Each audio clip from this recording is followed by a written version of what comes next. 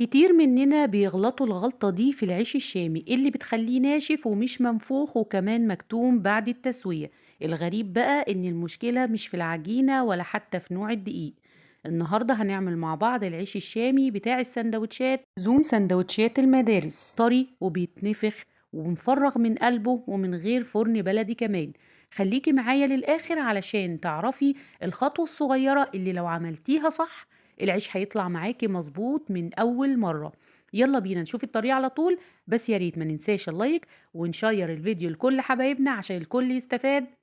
ويلا بينا نبدأ في المقادير والطريقة على طول. أول حاجة هنسمي بسم الله كده، وعندنا كيلو من الدقيق متعدد الاستخدامات، أو دقيق اللي هو جميع الأغراض. وما ينفعش أبدا إن احنا نستخدم الدقيق اللي هو بتاع الكحك والبسكوت، ودي أول خطوة أو أول سر كده من أسرار العيش الشامي. ضفت عليه معلقتين كبار من الحليب البودر أو اللبن البودر، ونص معلقة صغيرة من الملح، وهنقلبهم مع بعض كويس جدا. ولو مش متوفر عندك الحليب البودر تقدري ان انت تستغني عنه، مفيش اي مشكلة. بس احنا هنا عشان هنعمله بطريقة اقتصادية شوية فضفت كده معلقتين بيديله طعم حلو جدا. وكده المقادير الجافة جهزت معانا. وفي طبق عميق هنزل بكوبايتين من المية، سعة الكوباية الواحدة 200 جرام. والمية هنا بتكون مية دافية عشان احنا في فصل الشتاء. وكمان هنزل هنا بباكت من الخميرة الفورية ما يعادل معلقة وربع بمعالق الأكل العادية. وهننزل كمان بربع كوباية من السكر الحبيبات ما يعادل 40 جرام. وعلشان العيش بتاعنا يكون أبيض كده وقلبه ناصع زي الفل هنضيف كده معلقة كبيرة من الخل العادي بتاع السلطة.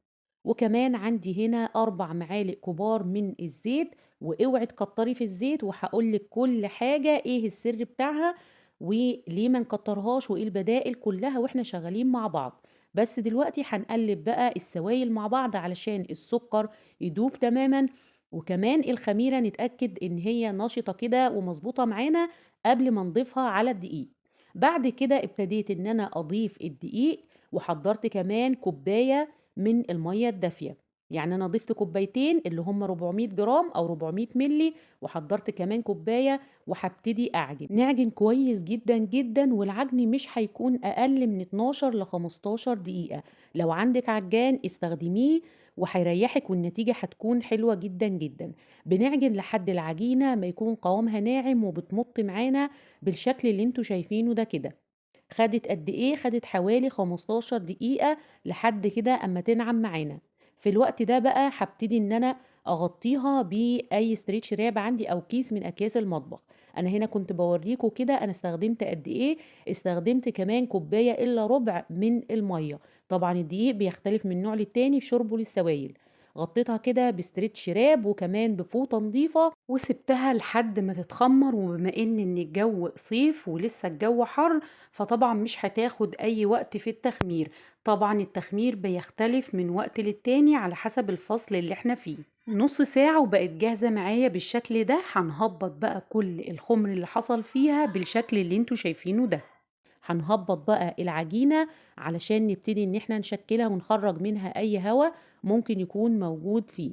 خدتها كده على الرخامة وابتديت ان انا اهبط التخمير بتاعها، وهنبتدي على طول ان احنا نشكلها. بالنسبة للتشكيل، حجم العجينة أو حجم كده الرغيف العيش حاجة ترجع لك. حابة إن هي يكون 50 جرام أو 40 جرام، لو حابة إن هو يكون رغيف صغير مفيش مشكلة. أنا هنا عملته بحجم 60 جرام، وكان يعني وسط، ولا هو كبير قوي ولا هو صغير قوي.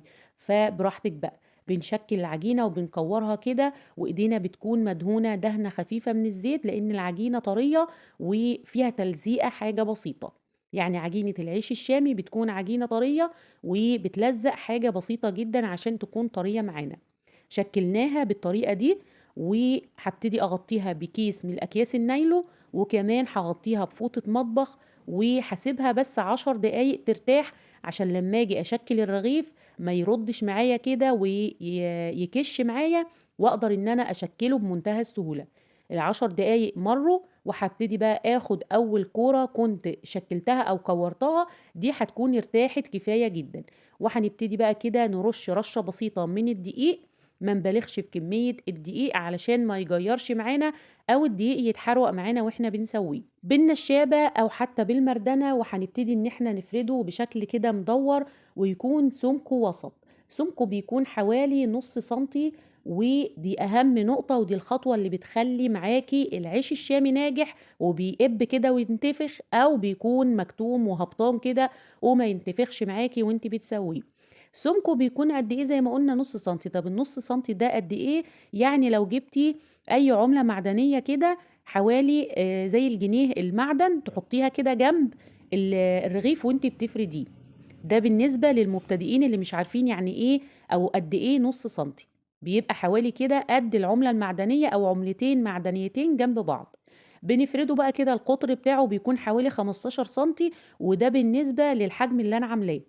يعني اللي هو 60 جرام او ال 50 جرام هيبقى القطر بتاعه 15 سنتي. وليه باكد على الاحجام والمقاسات دي؟ لان ده السبب الرئيسي في ان العيش ينشف منك وما ينتفخش ويكون مكتوم.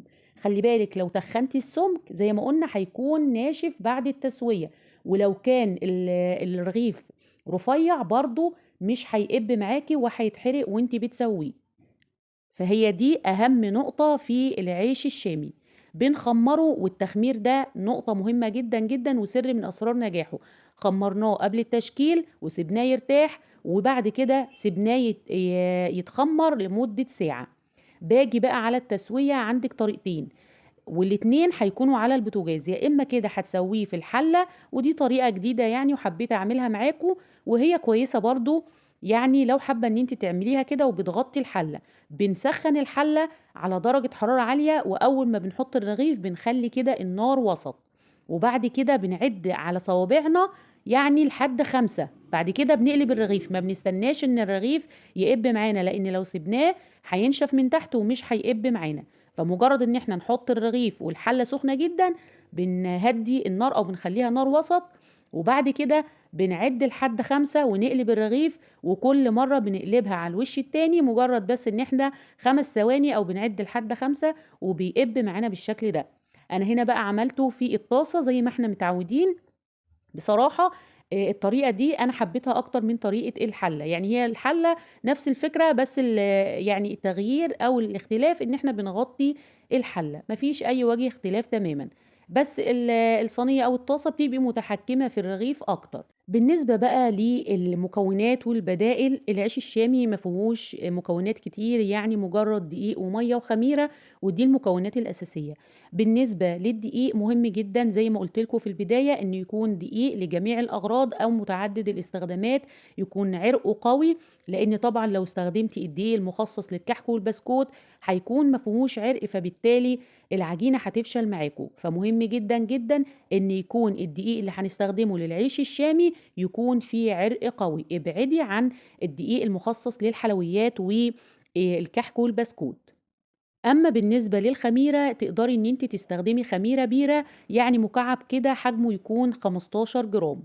اما بالنسبه للسوائل تقدري تعجنيه بميه بس، او بحليب، او بلبن رايب، او حتى بشرش اللبن، او الشرش اللي احنا بنطلعه، او الخض اللي احنا بنطلعه من عمايل السمنه البلدي. كل دول ينفعوا وهيدوله طعم حلو جدا جدا.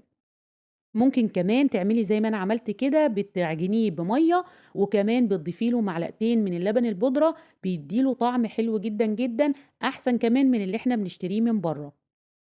اما بقى بالنسبه لكميه الزيت، زي ما قلت لك في البدايه برضو ما تكتريش منه، يعني على الكيلو 40 جرام او 4 معالق كبيره، عشان ينتفخ كويس ويقب منك وما يكونش تقيل او مكتوم.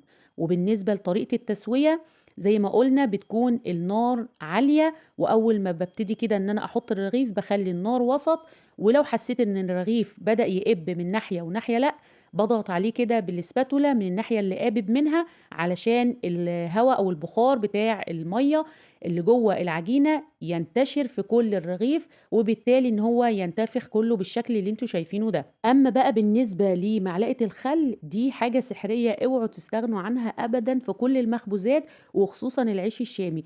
بتخليه كده قلبه ناصع البياض وهش جدا جدا، فما تستغنوش عنها ابدا ابدا.